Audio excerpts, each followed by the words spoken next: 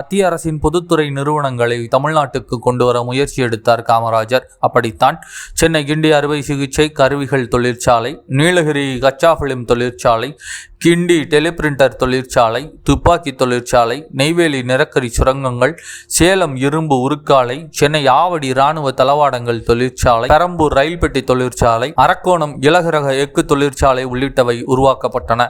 மாநிலத்தின் தொழில் வளர்ச்சியில் முதலமைச்சர் காமராஜர் முனைப்புடன் செயல்பட்டார். அதன் பலனாகவே தமிழ்நாடு முழுக்க ஏராளமான தொழில்பேட்டைகள் நிர்மாணிக்கப்பட்டன. உதாரணமாக கிண்டி, மதுரை, விருதுநகர், மார்த்தாண்டம், ஈரோடு, காட்பாடி, தஞ்சாவூர், திருச்சி உள்ளிட்ட பகுதிகளிலிருந்து சுமார் 20 தொழிற்பேட்டைகள் உருவாக்கப்பட்டன. அது மட்டுமின்றி அம்பத்தூர், திண்டுக்கல், புதுக்கோட்டை, காரைக்குடி, கோவில்பட்டி, கிருஷ்ணகிரி, அரக்கோணம், தேனி, நாகர்கோவில், கும்பகோணம், சிவகங்கை உள்ளிட்ட இடங்களில் புதிய தொழிற்பேட்டைகளை உருவாக்க உத்தரவிட்டார் முதலமைச்சர் காமராஜர். காமராஜர் ஆட்சி காலத்தில் மட்டும் தமிழ்நாட்டில் 159 நூற்பாலைகள், 30 லட்சம் நூற்பு கதிர்கள், 8000 துணி நூற்பு பாவுகள், 4 இரும்பு தொழிற்சாலைகள், 4 மிதிவண்டி தொழிற்சாலைகள், 6 உரத் தொழிற்சாலைகள், 2 சோடா உப்பு தொழிற்சாலைகள், 21 தோல் பதனிடும் தொழிற்சாலைகள் உருவாக்கப்பட்டன.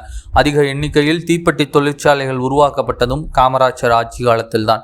சென்னை வண்டலூரில் ஸ்டாண்டர்ட் மோட்டார்ஸ் நிறுவனம் சார்பாக ஆண்டுக்கு 3000 கார்கள், 1500 ட்ரக்குகள், என்ஜின்கள், வாகன உதிரி பாகங்கள் தயாரிப்பதற்காக சிம்சன், இந்தியா பிஸ்டன்ஸ், டிவிஎஸ் நிறுவனங்கள் உருவாக்கப்பட்டது காமராஜர் ஆட்சி காலத்தில்தான்.